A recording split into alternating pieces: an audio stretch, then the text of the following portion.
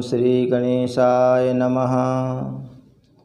वागर्थाविव संपृक्तौ वागर्थप्रतिपत्तये जगतः पितरौ वन्दे पार्वती परमेश्वरौ। श्रीमद्भागवत महापुराण षष्ठम स्कंध चतुर्थ अध्याय। दक्ष के द्वारा भगवान की स्तुति और भगवान का प्रादुर्भाव।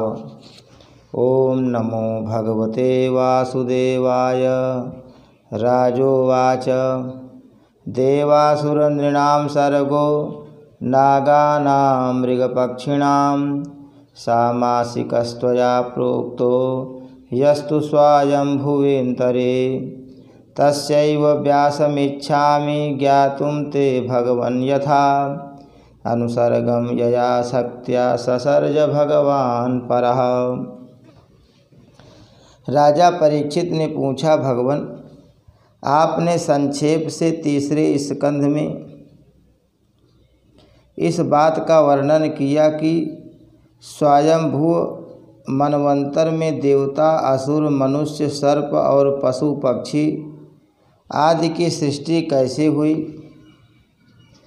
अब मैं उसी का विस्तार जानना चाहता हूँ। प्रकृति आदि कारणों के भी परम कारण भगवान अपनी जिस शक्ति से जिस प्रकार उसके बाद की सृष्टि करते हैं उसे जानने की भी मेरी इच्छा है। सूत जी कहते हैं, शौनकादि ऋषियों परम योगी व्यास नंदन श्री सुखदेव जी ने राजर्षि परीक्षित का यह सुंदर प्रश्न सुनकर उनका अभिनंदन किया और इस प्रकार कहा। श्री सुखदेव जी ने कहा, राजा, प्राचीन बरही के 10 लड़के जिनका नाम प्रचेता था, जब समुद्र से बाहर निकले तब उन्होंने देखा कि हमारे पिता के निवृत्ति परायण हो जाने से सारी पृथ्वी पेड़ों से घिर गई है। उन्हें वृक्षों पर बड़ा क्रोध आया। उनके तपोबल ने तो मानो क्रोध की आग में आहुति ही डाल दी थी। बस उन्होंने वृक्षों को जला डालने के लिए अपने मुख से वायु और अग्नि की सृष्टि की। परीक्षित, जब प्रचेताओं की छोड़ी हुई अग्नि और वायु उन वृक्षों को जलाने लगी तब वृक्षों के राजाधिराज चंद्रमा ने उनका क्रोध शांत करते हुए इस प्रकार कहा, हे महाभाग्यवान प्रचेताओं, ये वृक्ष बड़े दीन हैं। आप लोग इनसे द्रोह मत कीजिए, क्योंकि आप तो प्रजा की अभिवृद्धि करना चाहते हैं और सभी जानते हैं कि आप प्रजापति हैं। हे महात्माओं प्रचेताओं, प्रजापतियों के अधिपति अविनाशी भगवान श्री हरि ने संपूर्ण वनस्पतियों और औषधियों को प्रजा के हितार्थ उनके खान पान के लिए बनाया है। संसार में पाँखों से उड़ने वाले 4 प्राणियों के भोजन फल पुष्पादि अचर पदार्थ हैं। पैर से चलने वालों के घास तृणादि बिना पैर वाले पदार्थ भोजन हैं। हाथ वालों के वृक्ष लता आदि बिना हाथ वाले और 2 पैर वाले मनुष्यादि के लिए धान गेहूँ आदि अन्न भोजन है। 4 पैर वाले बैल ऊँट आदि खेती प्रभृति के द्वारा अन्न की उत्पत्ति में सहायक हैं। निष्पाप प्रचेताओं, आपके पिता और देवाधिदेव भगवान ने आप लोगों को यह आदेश दिया है कि प्रजा की सृष्टि करो। ऐसी स्थिति में आप वृक्षों को जला डालें, यह कैसे उचित हो सकता है। आप लोग अपना क्रोध शांत करें और अपने पिता पितामह प्रपितामह आदि के द्वारा सेवित सत्पुरुषों के मार्ग का अनुसरण करें। जैसे माँ बाप बालकों की पलके नेत्रों की, पति पत्नी की, गृहस्थ भिक्षुओं की और ज्ञानी अज्ञानियों की रक्षा करते हैं और उनका हित चाहते हैं, वैसे ही प्रजा की रक्षा और हित का उत्तरदायी राजा होता है। हे प्रचेताओं, समस्त प्राणियों के हृदय में सर्वशक्तिमान भगवान आत्मा के रूप में विराजमान हैं। इसलिए आप लोग सभी को भगवान का निवास स्थान समझें। यदि आप ऐसा करेंगे तो भगवान को प्रसन्न कर लेंगे। जो पुरुष हृदय के उबलते हुए भयंकर क्रोध को आत्मविचार के द्वारा शरीर में ही शांत कर लेता है, बाहर नहीं निकलने देता, वह कालक्रम से तीनों गुणों पर विजय प्राप्त कर लेता है। हे प्रचेताओं, इन दीनहीन वृक्षों को और न जलाइए, जो कुछ बचे रहे हैं उनकी रक्षा कीजिए, इससे आपका भी कल्याण होगा। इस श्रेष्ठ कन्या का पालन इन वृक्षों ने ही किया है, इसे आप लोग पत्नी के रूप में स्वीकार कीजिए। परीक्षित, वनस्पतियों के राजा चंद्रमा ने प्रचेताओं को इस प्रकार समझा बुझाकर उन्हें प्रमलोचा अप्सरा की सुंदरी कन्या दे दी और वे वहाँ से चले गए। प्रचेताओं ने धर्मानुसार उसका पानी ग्रहण किया। उन्हीं प्रचेताओं के द्वारा उस कन्या के गर्भ से प्राचेतस दक्ष की उत्पत्ति हुई। फिर दक्ष की प्रजा सृष्टि से तीनों लोक भर गए। इनका अपनी पुत्रियों पर बड़ा प्रेम था। इन्होंने जिस प्रकार अपने संकल्प और वीर से विविध प्राणियों की सृष्टि की, वह मैं सुनाता हूँ, तुम सावधान होकर सुनो। हे परीक्षित, पहले प्रजापति दक्ष ने जल, थल और आकाश में रहने वाले देवता, असुर एवं मनुष्य आदि प्रजा की सृष्टि अपने संकल्प से ही की। जब उन्होंने देखा कि वह सृष्टि बढ़ नहीं रही है, तब उन्होंने विंध्याचल निकटवर्ती पर्वतों पर जाकर बड़ी घोर तपस्या की। वहाँ एक अत्यंत श्रेष्ठ तीर्थ है, उसका नाम है अघमर्षण। वह सारे पापों को धो बहाता है। प्रजापति दक्ष उस तीर्थ में त्रिकाल स्नान करते और तपस्या के द्वारा भगवान की आराधना करते। प्रजापति दक्ष ने इंद्रियातीत भगवान की हंसगुह्य नामक स्तोत्र से स्तुति की थी। उसी से भगवान उन पर प्रसन्न हुए थे। मैं तुम्हें वह स्तुति सुनाता हूँ। दक्ष प्रजापति ने इस प्रकार स्तुति की। भगवान, आपकी अनुभूति, आपकी चित्त शक्ति अमोघ है।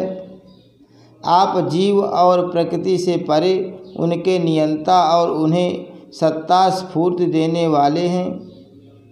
जिन जीवों ने त्रिगुणमयी सृष्टि को ही वास्तविक सत्य समझ रखा है, वे आपके स्वरूप का साक्षात्कार नहीं कर सके हैं, क्योंकि आप तक किसी भी प्रमाण की पहुँच नहीं है।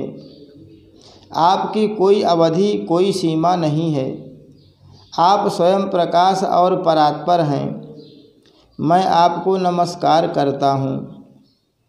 यूँ तो जीव और ईश्वर एक दूसरे के सखा हैं तथा इसी शरीर में इकट्ठे ही निवास करते हैं, परंतु जीव सर्वशक्तिमान आपके सख्य भाव को नहीं जानता।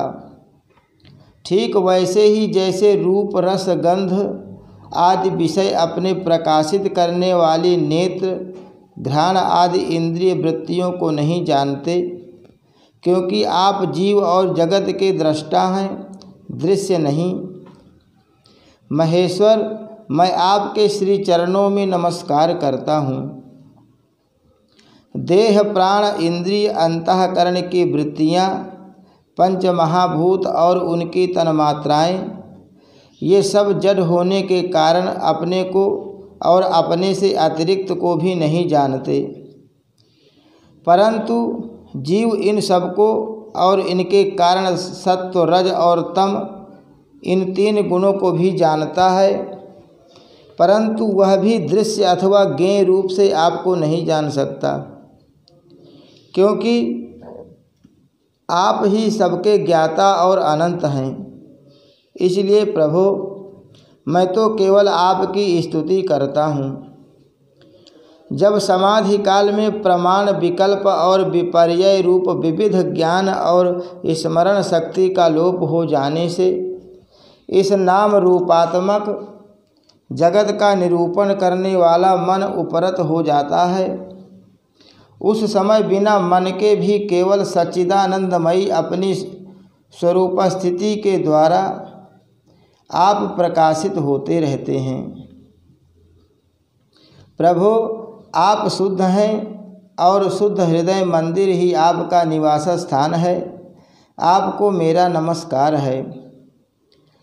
जैसे याज्ञिक लोग काष्ठ में छिपे हुए अग्नि को सामधेनी नाम के 15 मंत्रों के द्वारा प्रकट करते हैं, वैसे ही ज्ञानी पुरुष अपनी 27 शक्तियों के भीतर गूढ़ भाव से छिपे हुए आपको अपनी शुद्ध बुद्धि के द्वारा हृदय में ही ढूंढ निकालते हैं। जगत में जितनी भिन्नताएं देख पड़ती हैं, वे सब माया की ही हैं। माया का निषेध कर देने पर केवल परम सुख के साक्षात्कार स्वरूप आप ही अवशेष रहते हैं, परंतु जब विचार करने लगते हैं तब आपके स्वरूप में माया की उपलब्धि निर्वचन नहीं हो सकता। अर्थात माया भी आप ही हैं, अतः सारे नाम और सारे रूप आपके ही हैं। प्रभो, आप मुझ पर प्रसन्न होइए, मुझे आत्म प्रसाद से पूर्ण कर दीजिए। प्रभो, जो कुछ वाणी से कहा जाता है अथवा जो कुछ मन, बुद्धि और इंद्रियों से ग्रहण किया जाता है, वह आपका स्वरूप नहीं है, क्योंकि वह तो गुण रूप है और आप गुणों की उत्पत्ति और प्रलय के अधिष्ठान हैं। आप में केवल उनकी प्रतीति मात्र है। भगवान, आप में ही यह सारा जगत स्थित है, आप से ही निकला है और आपने और किसी के सहारे नहीं, अपने आप से ही इसका निर्माण किया है। यह आपका ही है और आपके लिए ही है। इसके रूप में बनने वाले भी आप हैं और बनाने वाले भी आप ही हैं। बनने में बनाने की विधि भी आप ही हैं। आप ही सबसे काम लेने वाले भी हैं। जब कार्य और कारण का भेद नहीं था, तब भी आप स्वयं सिद्ध स्वरूप से स्थित थे। इसी से आप सबके कारण भी हैं। सच्ची बात तो यह है कि आप जीव जगत के भेद और स्वगत भेद से सर्वथा रहित एक अद्वितीय हैं। आप स्वयं ब्रह्म हैं। आप मुझ पर प्रसन्न हों। प्रभो, आपकी ही शक्तियाँ वादी प्रतिवादियों के विवाद और संवाद ऐकमत्य का विषय होती हैं और उन्हें बार बार मोह में डाल दिया करती हैं। आप अनंत अप्राकृत कल्याण गुणगणों से युक्त एवं स्वयं अनंत हैं। मैं आपको नमस्कार करता हूँ। भगवान, उपासक लोग कहते हैं कि हमारे प्रभु हस्तपादादि से युक्त साकार विग्रह हैं और सांख्यवादी कहते हैं कि भगवान हस्तपादादि विग्रह से रहित निराकार हैं। यद्यपि इस प्रकार वे एक ही वस्तु के 2 परस्पर विरोधी धर्मों का वर्णन करते हैं, परंतु फिर भी उसमें विरोध नहीं है, क्योंकि दोनों एक ही परम वस्तु में स्थित हैं। बिना आधार के हाथ पैर आदि का होना संभव नहीं और निषेध की भी कोई न कोई अवधि होनी ही चाहिए। आप वही आधार और निषेध की अवधि हैं। इसलिए आप साकार निराकार दोनों से ही अविरुद्ध सम परम ब्रह्म हैं। हे प्रभु, आप अनंत हैं। आपका न तो कोई प्राकृत नाम है और न कोई प्राकृत रूप फिर भी जो आपके चरण कमलों का भजन करते हैं उन पर अनुग्रह करने के लिए आप अनेक रूपों में प्रकट होकर अनेक लीलाएं करते हैं तथा उन रूपों एवं लीलाओं के अनुसार अनेक नाम धारण कर लेते हैं। परमात्मन, आप मुझ पर कृपा प्रसाद कीजिए। लोगों की उपासनाएं प्रायः साधारण कोटि की होती हैं, अतः आप सबके हृदय में रहकर उनकी भावना के अनुसार भिन्न भिन्न देवताओं के रूप में प्रतीत होते रहते हैं। ठीक वैसे ही जैसे हवा गंध का आश्रय लेकर सुगंधित प्रतीत होती है परंतु वास्तव में सुगंधित नहीं होती, ऐसे सबकी भावनाओं का अनुसरण करने वाले प्रभु मेरी अभिलाषा पूर्ण करें। श्री सुखदेव जी कहते हैं, परीक्षित, विंध्याचल के अघमर्षण तीर्थ में जब प्रजापति दक्ष ने इस प्रकार स्तुति की तब भक्त वत्सल भगवान उनके सामने प्रकट हुए। उस समय भगवान गरुण के कंधों पर चरण रखे हुए थे। विशाल एवं हृष्ट पुष्ट 8 भुजाएं थी। उनमें चक्र, शंख, तलवार, ढाल, बाण, धनुष, पाश और गदा धारण किए हुए थे। वर्षाकालीन मेघ के समान श्यामल शरीर पर पीतांबर फहरा रहा था। मुखमंडल प्रफुल्लित था। नेत्रों से प्रसाद की वर्षा हो रही थी। घुटनों तक वनमाला लटक रही थी। वक्षस्थल पर सुनहरी रेखा, श्रीवत्स चिन्ह और गले में कौस्तुभ मणि जगमगा रही थी। बहुमूल्य किरीट,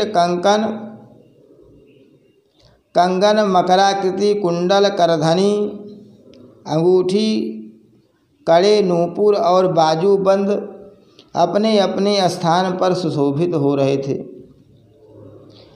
त्रिभुवनपति भगवान ने त्रैलोक विमोहन रूप धारण कर रखा था। नारद, नंद, सुनंद आदि पार्षद उनके चारों ओर खड़े थे। इंद्र आदि देवेश्वरगण स्तुति कर रहे थे तथा सिद्ध, गंधर्व और चारण भगवान के गुणों का गान कर रहे थे।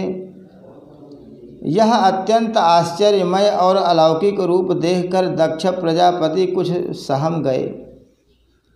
प्रजापति दक्ष ने आनंद से भरकर भगवान के चरणों में साष्टांग प्रणाम किया। जैसे झरनों के जल से नदियां भर जाती हैं, वैसे ही परमानंद के उद्रेक से उनकी एक एक इंद्री भर गई और आनंद परवश हो जाने के कारण वे कुछ भी बोल नहीं सके। परीक्षित, प्रजापति दक्ष अत्यंत नम्रता से झुककर भगवान के सामने खड़े हो गए। भगवान सबके हृदय की बात जानते ही हैं। उन्होंने दक्ष प्रजापति की भक्ति और प्रजावृद्धि की कामना देखकर उनसे इस प्रकार कहा। श्री भगवान ने कहा, परम भाग्यवान दक्ष, अब तुम्हारी तपस्या सिद्ध हो गई, क्योंकि मुझ पर श्रद्धा करने से तुम्हारे हृदय में मेरे प्रति परम प्रेम भाव का उदय हो गया है। हे प्रजापते, तुमने इस विश्व की वृद्धि के लिए तपस्या की है, इसलिए मैं तुम पर प्रसन्न हूँ, क्योंकि यह मेरी ही इच्छा है कि जगत के समस्त प्राणी अभिवृद्ध और समृद्ध हों।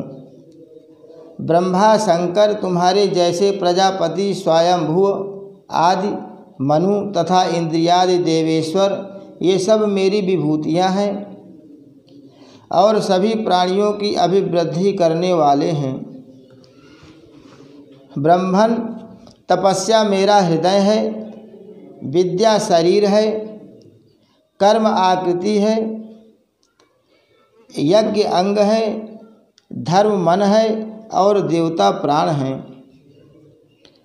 जब यह सृष्टि नहीं थी तब केवल मैं ही था और वह भी निष्क्रिय रूप से बाहर भीतर कहीं भी और कुछ न था, न तो कोई दृष्टा था और न दृश्य। मैं केवल ज्ञान स्वरूप और अव्यक्त था।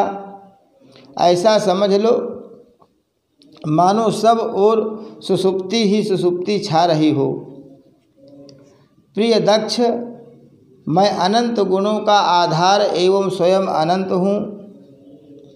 जब गुणमयी माया के क्षोभ से यह ब्रह्मांड शरीर प्रकट हुआ, तब इसमें अयोनिज आदि पुरुष ब्रह्मा उत्पन्न हुए। जब मैंने उनमें शक्ति और चेतना का संचार किया, तब देव शिरोमणि ब्रह्मा सृष्टि करने के लिए उद्यत हुए, परंतु उन्होंने अपने को सृष्टि कार्य में असमर्थ सा पाया। उस समय मैंने उन्हें आज्ञा दी कि तप करो। तब उन्होंने घोर तपस्या की और उस तपस्या के प्रभाव से पहले पहल तुम 9 प्रजापतियों की सृष्टि की। प्रिय दक्ष, देखो यह पंचजन प्रजापति की कन्या असिकनी है। इसे तुम अपनी पत्नी के रूप में ग्रहण करो। अब तुम गृहस्थोचित स्त्री सहवास रूप धर्म को स्वीकार करो। यह असिकनी भी उसी धर्म को स्वीकार करेगी। तब तुम इसके द्वारा बहुत सी प्रजा उत्पन्न कर सकोगे। प्रजापते, अब तक तो मानसी सृष्टि होती थी, परंतु अब तुम्हारे बाद सारी प्रजा मेरी माया से स्त्री पुरुष के संयोग से ही उत्पन्न होगी तथा मेरी सेवा में तत्पर रहेगी।